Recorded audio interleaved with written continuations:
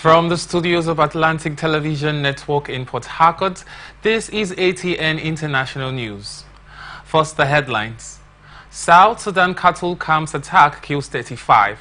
Trump threatens to cut funding for South Africa. Al-Shabaab gunmen abducts 5 officials. South Korea to rebuild aviation safety systems. Anti-Islam campaigner sentenced over Quran burnings. French film director found guilty of abusing actress.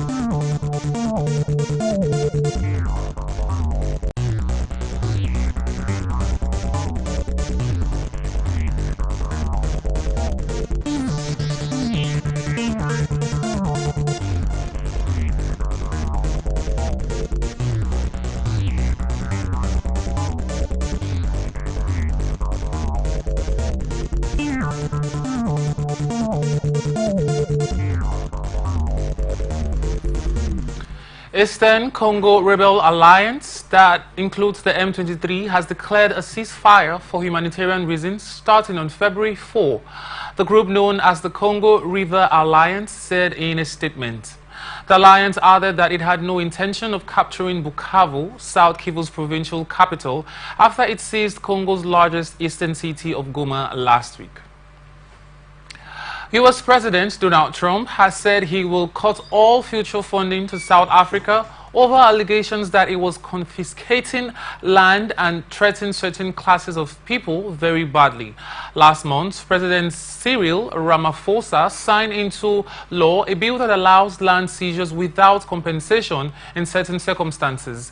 Land ownership has long been a contentious issue in South Africa, with most private farmland owned by white people 30 years after the end of the racist system of apartheid. There have been continuous calls for the government to address land reform and deal with the past injustices of racial segregation. South Africa's president responded to Trump with a post on X. South Africa is a constitutional democracy that is deeply rooted in the rule of law, justice and equality. The South African government has not confiscated any land. He added that the only received from the U.S. was through the health initiative South Africa for more than a century. In 1913, the British colonial authorities passed legislation that restricted the property rights of the country's black majority. Senior ISIS commander in Somalia has been captured. Police and state media have said as security forces continue a weeks-long offensive against the group. Abdirahman Shawak al-Wasid, head of the group's assassination squad, surrendered to authorities on Monday in the Kal Miskard Mountains in the northeastern Puntland state, Somalia State News Agency reported. The commander's detention came 2 days after the ISIL leadership in the country was targeted with United States airstrikes. In the last few years, Somalia's ISIL branch has become an increasingly important part of the group's worldwide network, growing in strength because of an influx of foreign fighters and improved revenue collection. During an attack on a military base in December, the group claimed to have used 2 booby-trapped vehicles, which security analysts said implied the adoption of most of the Kader Jama Derer, confirmed the capture of Al-Sassid, known by the alias Lahore, who was also in charge of extorting local businesses for the group. Morocco's unemployment rate rose to 13 small and medium enterprises and promoting youth employment. Services created the most jobs, followed by industry and construction, the HCP said. The unemployment rate was higher among young people at 36.7% compared with 35.8% last year. Among graduates, it stood at 19.6%, and among women, 19.4% compared with 19.7% and 18.3% the year before. 5 government officials were kidnapped by gunmen from the Al-Shabaab terror group on Monday morning in Kenya's Mandera County, near the porous border with Somalia, police confirmed. Mandera South Police Commander Julius Njeru told reporters that the 5 regional administrators or chiefs were on their way from Ouagadougou to Elwak town in Mandera, about 1,135 kilometers northeast of Nairobi and bordering Somalia and Ethiopia when they were intercepted. The chiefs were on their way to report for duty when they were abducted, he said. Chiefs in Kenya are government officials who work for the Ministry of Interior as local administrators appointed by the national government. They are responsible for maintaining law and order, coordinating security operations, and overseeing government programs at the grassroots level. The region has frequently faced security threats due to its proximity to Somalia, where Al-Shabaab militants operate owing to the largely porous border, allowing armed groups to infiltrate. Security forces have launched a search for the kidnapped officials, and authorities are urging locals to provide any information that could help in their rescue. Al-Shabaab, an Al-Qaeda-linked militant group based in Somalia, has carried out numerous attacks in Kenya, particularly in the northeastern region. In a long-running insurgency, the group has targeted security forces, government officials, and civilians in retaliation for Kenya's military presence in Somalia as part of the African Union peacekeeping mission. Unidentified attackers raided cattle camps in a southeastern area of South S in Sudan last week, killing at least 35 people and wounding 46, a community leader said. Cattle raiding linked to the competition for scarce resources is one of the main triggers of conflict between ethnic groups in the country, awash with Atarok, the commissioner of Magui County, the site of the attacks, and Elia John Ahaji, the information minister of Eastern Equatorial State, home to the county, did not immediately respond to a request for comment. Cattle are an important indicator of wealth and status in South Sudan and are in cattle keepers and farming communities in eastern Equatoria.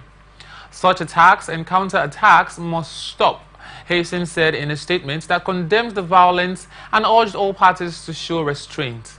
A civil war in South Sudan from 2013 to 2018 caused hundreds of thousands of deaths, and although the main belligerents have since been at peace, clashes continue among armed groups. Mexican President Claudia Sheinbaum on Monday appeared to pass her biggest test yet on the world stage by winning breathing room from U.S. President Donald Trump's threatened tariffs, which risked ramming a wrecking ball through Mexico's economy.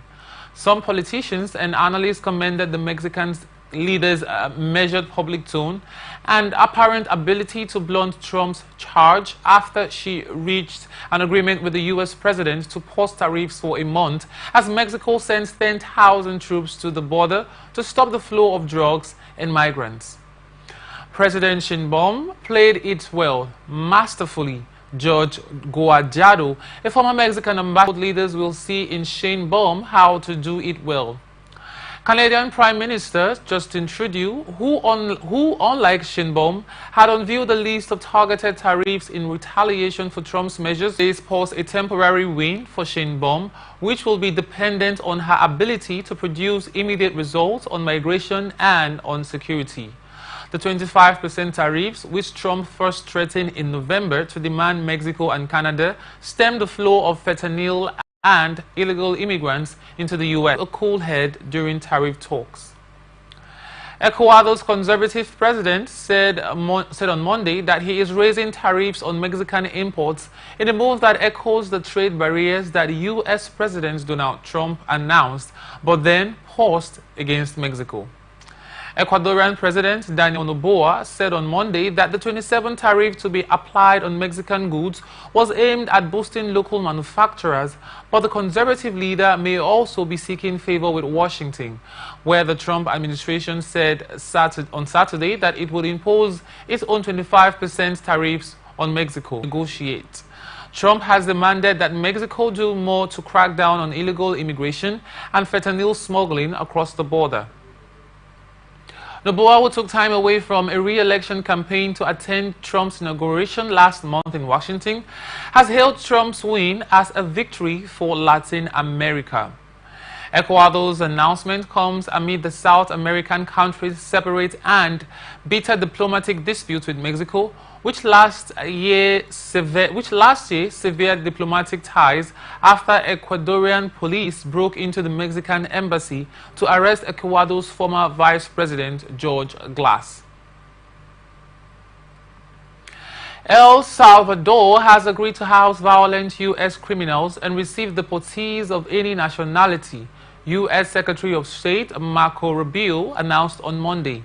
In an unprecedented and legally problematic deal that has alarmed critics and right groups, Rubio unveiled the agreement after meeting with Salvadoran President Nayib Bukele. Regional support for the Trump administration's immigration policy. In an act of extraordinary friendship to our country, El Salvador has agreed to the most unprecedented and extraordinary migratory agreement anywhere in the world, Rubio told reporters on Monday. The country will continue accepting Salvadoran deportees who illegally entered the U.S., and he said it will also accept for deportation any illegal alien in the United States who is a criminal from any nationality, be they MS-13 or Tren de Aragua, and house them in his jails, he said, referring to two notorious transnational gangs with members from El Salvador and Venezuela. In addition, Bukele has offered to house his jail's dangerous American criminals in custody in our country, including those of U.S. citizenship and legal residents, Rubio said.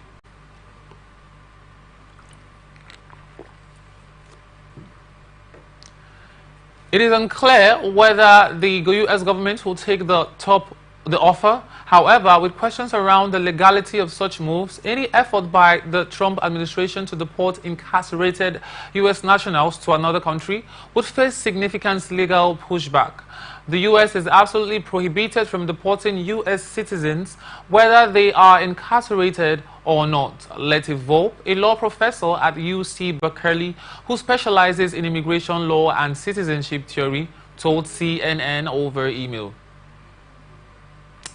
U.S. manufacturing grew for the first time in more than 2 years in January, but the durability of the recovery was in doubt after President Donald Trump slapped tariffs on goods from 3 major trade partners at the weekend.